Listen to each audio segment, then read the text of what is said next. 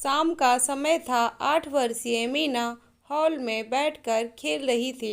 उसकी माँ शारदा चाय की ट्रे लेकर हॉल में आई और अपने पति करण के आगे चाय की ट्रे रखते हुए अपनी बेटी से बोली, मीना कब से तुम खेल रही हो? अब थोड़ा होमवर्क भी कर लो बेटा, कल स्कूल जाओगी तो टीचर डांट लगाएगी ना। मीना बहुत ही मीठी सी जुबान में बोली, माँ बस थोड़ी देर और फिर मैं पक्का होमवर्क कर लूँगी। उसकी बात सुनकर शारदा मुस्कुराई और उसने चाय का प्याला उठा लिया। अभी वह दोनों चाय पी रहे थे कि तभी राहुल घर आ गया। वह ट्यूशन पढ़ने के लिए गया था। राहुल को देखते ही मीना के चेहरे का रंग बदलने लगा, जिस पर किसी ने भी ध्यान नहीं दिया। राहुल अपने बैग चाय आइसक्रीम निकालकर मीना की ओर बढ़ाते हुए बोला, लो मीना, मैं तुम्हारे लिए आइसक्रीम लेकर आया हूँ। मीना को आइसक्रीम बहुत पसंद थी, लेकिन राहुल को हाथों में आइसक्रीम देखकर वह चिढ़ गई और उसने इनकार करते हुए कहा, नहीं भैया, मुझे आइसक्रीम नहीं चाहिए। राहुल हंसते हुए उसके हथेली को पकड़कर उसके हाथों में जबरदस्ती आइसक्रीम जमाने की कोशिश करने लगा तो मीना झटके से उठ खड़ी हुई और गुस्से में कहने लगी, मैंने कहा ना, मुझे आइसक्रीम नहीं चाहिए। इतना कहकर वह अपने मम्मी पापा के कमरे के भीतर भाग गई। उसकी इस हरकत पर चार दाने बात को संभालने हुए कहा, जाने दो बेटा, अभी लग रहा है मीना का आइसक्रीम खाने का मन नहीं होगा। तुम आइसक्रीम फ्रिज में रख दो, वह बाद में खा लेगी। राहुल आइसक्रीम को फ्रिज में रखने के लिए रसोई में चला गया। शारदा को बहुत आश्चर्य हुआ कि आज मीना आइसक्रीम के लिए मना कैसे कर रही है और ऊपर से आज उसका व्यवहार थोड़ा चौंकाने वाला है। मीना की मां ने अपने पति करण की तरफ देखा तो करण को मजे से मोबाइल चलाने में व्यस्त थे। राहुल कर्ण के बड़े भैया हरिओम जी के बेटे थे। गांव में पढ़ाई लिखाई की ज़्यादा सुविधा नहीं थी तो 8वीं तक पढ़ाई करने के बाद वह शहर चला आया था और यहीं पर अपने चाचा चाची के साथ रहकर आगे की पढ़ाई कर रहा था। करण के घर में 2 ही कमरे थे।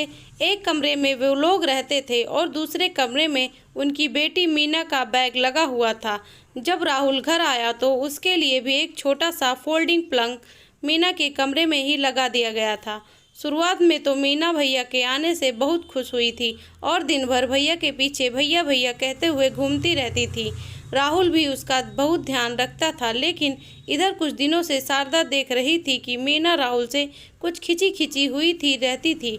थोड़ी देर में कर्ण अपने कमरे में गया तो उसने देखा कि मीना बेड के पीछे छिपी हुई थी और उसका पूरा बदन पसीने से भीग रहा था। कर्ण ने अपनी बीवी शारदा को आवाज़ लगाई। शारदा भी बेटी की हालत देखकर दंग रह गई। करण ने पूछा, बेटा क्या हुआ, आप यहाँ पर ऐसे क्यों बैठी हुई हो? मीना घबराई हुई सी आवाज़ में बोली, वह पापा राहुल भैया। इतना बोलकर वह भयभीत नज़रों से कमरे से बाहर की ओर देखने लगी। शारदा ने झट से उसे अपनी बाहों में समेटे हुए पूछा, बेटा आज राहुल भैया आपके लिए आइसक्रीम लेकर आए थे ना, क्या हुआ? आप उन पर इतना गुस्सा क्यों कर रही थी? करण भी कहने लगा, हाँ बेटा क्या बात है, तुम आजकल ऐसा व्यवहार क्यों कर रही हो? मीना रोते हुए कहने लगी, पापा मुझे रात को अजीब सा लगता है, मुझे भैया के साथ एक कमरे में नहीं सोना। आधी रात को भैया मेरे पास आकर कहने लगते हैं कि तुम कोई बुरा सपना देखकर डर रही थी और तुम्हारा डर दूर करने के लिए तुम्हारे पास आया और वह मुझे छू कर कहते हैं कि मैं तुम्हारे पास हूँ ना, तो तुम्हें डरने की क्या ज़रूरत? कोई ज़रूरत नहीं है। लेकिन सच कहती हूँ पापा, मैंने कोई डरावना सपना नहीं देखा होता है और ना ही मुझे डर लगता है, बल्कि डर तो मुझे नींद टूटने के बाद भैया से लगने लगता है। इसलिए अब मैं आप दोनों के साथ ही रहूँगी। तो करण हक्का बक्का सा रह गया। मीना तो इतना कहकर फपक फपक कर रोने लगी तो उसकी माँ शारदा को कुछ संदेह होने लगा। उसने अपने पति से कहा, जाने दीजिए, मीना को कुछ ठीक नहीं लग रहा है तो हम उसे अपने कमरे में ही सुला लेंगे। माँ से आश्वासन मिलने के बाद ही उसका रोना थोड़ा कम हुआ। थोड़ी देर में कुछ खिला पिला शारदा ने अपने कमरे में उसे बैठाकर होमवर्क करने के लिए कह दिया। फिर शारदा ने अपने पति को बाहर आने का इशारा किया। करण तो उलझन में पड़ गया था, क्या फिर उसकी बेटी ऐसा अजीब व्यवहार क्यों कर रही है? लेकिन एक माँ की अनुभव नजरें एक पल में सब कुछ भाग गई। उसने करण के बाहर निकलते ही धीमे शब्दों में कहा, अरे जब मीना इतना रो रही थी तो तुमने उसकी बातों पर यकीन क्यों नहीं किया? वह क्या सोचे कि हमारे बारे में कि हम उस पर भरोसा नहीं करते? करण कहने लगा, अरे वह बच्ची है, हो सकता है उसे कोई गलतफहमी हो गई हो। इस चक्कर में राहुल को कुछ नहीं कह सकता, ना कल तो बात बड़े भैया तक पहुंचेगी तो वह बुरा मान जाएंगे। शारदा प्रसन्न भरी नजरों से पति के चेहरे की ओर ताकते हुए बोली, और अगर मीना की बातों में सच्चाई हुई और सच में राहुल हमारी बेटी के साथ कुछ गलत कर रहा है तो करण गुस्से में बोला, तो दुनिया में चाहे कोई भी इंसान हो, मेरी बेटी पर किसी ने भी गलत नज़र डाली तो मैं उसे छोड़ूंगा नहीं। लेकिन इस बात की क्या गारंटी है कि वह मासूम सी बच्ची सच बोल रही है। उसकी बातों में आकर मैं ऐसे ही राहुल पर इल्ज़ाम तो नहीं लगा सकता। वह इतना सभ्य और संस्कारी बच्चा है। शारदा बोली, अगर वह सच में सभ्य और संस्कारी है तो क्या ना हम उसे परख लें, फिर पता चल जाएगा कि सही क्या है और गलत क्या है। बस इस बात की भनक राहुल को नहीं लगनी चाहिए। हमें एक मजबूत योजना बनानी होगी। करण और शारदा दोनों बैठकर सोचने लगे। सोचते सोचते शारदा ने कहा, मैंने सोच लिया है कि मुझे क्या करना है। फिर उसने मीना को अपने पास बुलाया और उसके कानों में भी सारी बातें उसे बता दी। मीना तो थोड़ा घबरा रही थी, लेकिन माँ के आश्वासन देने पर वह भी इस योजना में साथ देने के लिए तैयार हो गई।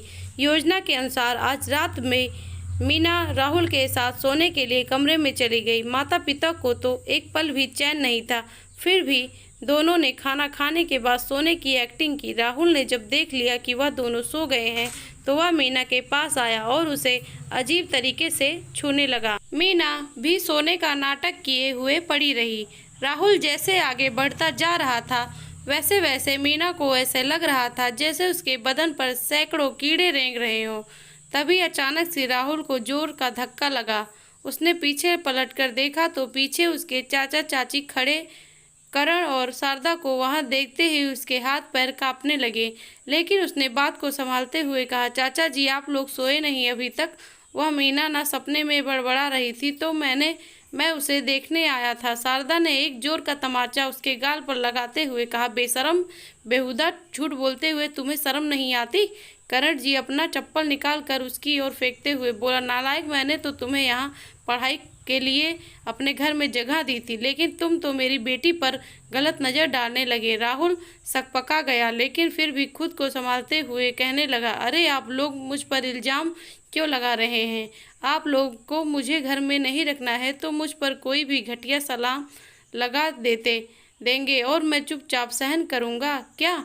मैं अभी पापा को फ़ोन करके बताता हूँ आप लोग मेरे साथ कितना गंदा व्यवहार कर रहे हैं। इतना कहकर उसने अपना फ़ोन निकाल लिया तो करण भी गुस्से में दांत पीसते हुए बोला, हाँ बुला ले अपने पिता को। राहुल कहने लगा, पापा आएंगे तो अच्छा नहीं होगा। आपको उनका गुस्सा पता है ना? शारदा भी तो पीछे हटने वाली नहीं थी। वह कहने लगी, तुम्हें जिसे बुलाना है बुला लो, आज तो फैसला होकर ही रहेगा। मेरी बेटी के साथ गलत करने वाले को मैं ऐसे ही खुलेआम घूमने नहीं दूंगी। जेठ जी को भी समझना होगा कि तुम मेरी बेटी के साथ कैसी हरकत कर रहे थे। राहुल को पक्का यकीन था कि उसके पिता उस पर बहुत यकीन करते हैं तो उसकी बातों पर ही भरोसा करेंगे, लेकिन इसलिए टेस्ट में आकर उसने अपने पिता को फ़ोन करके सब कुछ बता दिया। चाचा चाची उस पर झूठा इल्ज़ाम लगा रहे हैं। अगली सुबह ही राहुल के पिता हरिओम जी घर आ चुके। उन्होंने दोनों पक्षों की बात सुनी। एक तरफ उनका बेटा था, दूसरी तरफ भाई। उन्हें समझ नहीं आ रहा था कि सही क्या है और गलत क्या है। वह अपना सिर पकड़कर आंगन में बैठे हुए थे। तभी करण ने अपना मोबाइल लाकर उसके हाथों में थमाते हुए बोला, भाई साहब, मैं जानता हूँ कि आप बहुत गहरे धर्म संकट में पड़ गए होंगे कि बेटे की बात को सही माने या भाई की, लेकिन मैं आपको इस धर्म संकट से निकाल देता हूँ। जब अपने ही ऐसे घटिया हरकत करते हैं तो यकीन करना मुश्किल होता है, लेकिन वक्त के साथ हमें यह सच्चाई स्वीकार कर लेनी चाहिए कि हमारे परिवार में भी घटिया मानसिकता के लोग हो सकते हैं। हरिओम जी ने कर्ण के मोबाइल में एक वीडियो देखी और सारी सच्चाई उसके सामने आ गई। योजना के अनुसार पहले से ही मीना के कमरे में एक कैमरा सिखा दिया गया जिसमें राहुल की सारी करतूतें रिकॉर्ड हो गई थी। अब राहुल के पास कोई चारा नहीं रह गया था। वह अपने पिता और चाचा के कदमों में गिरकर जो चुराने लगा कि मुझे माफ़ कर दीजिए, मैं ऐसी गलती दोबारा नहीं करूँगा। हरिओम जी ने काफ़ी देर तक सोच विचार किया, फिर कहने लगे, मुझे नहीं पता कि मेरे बेटे से ऐसी गलती कैसे हुई, लेकिन मैं ऐसे ही इसे नहीं छोड़ सकता। फिर राहुल को एक तमाचा मारते हुए कहने लगे, तुमने गांव में भी एक लड़की को छेड़खानी की थी, उसने भी तुम पर आरोप लगाया था। उस वक्त तुमने उसे झूठा ठहरा दिया था। सच बताओ, तुम्हें उसके साथ भी कुछ गलत किया था ना? राहुल ने सिर झुका लिया, क्योंकि कहने के लिए उसके पास कुछ नहीं था। हरिओम जी गुस्से में कहने लगे, उस घटना से भी तुमने सबक नहीं लिया और यहाँ आकर मेरे ही भाई के घर में यह सब हरकत करने लगे। तुम्हारे जैसे लोगों की असली जगह बाल सुधार गृह में। अभी पुलिस को फ़ोन करके सब बताता हूँ। अब आगे ही कार्रवाई वही लोग करेंगे कि हरिओम जी तुरंत ही पुलिस को फ़ोन करके बुला लिया। आज राहुल बाल सुधार गृह में है, वहाँ पर उसकी काउंसलिंग भी की जाती है। राहुल को अपनी गलतियों का एहसास हो चुका है, क्योंकि मैं अपनी बाकी की ज़िंदगी ऐसे बंधन में नहीं बुलाना चाहता।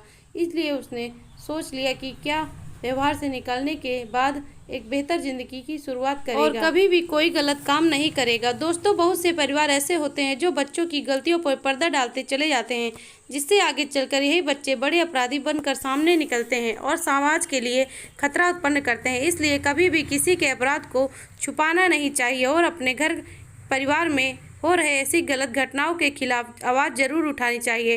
तो दोस्तों, ये कहानी आपको मेरी कैसी लगी? अच्छी लगी हो तो प्लीज़ चैनल को सब्सक्राइब और लाइक करना ना भूलें। Thanks for watching my video.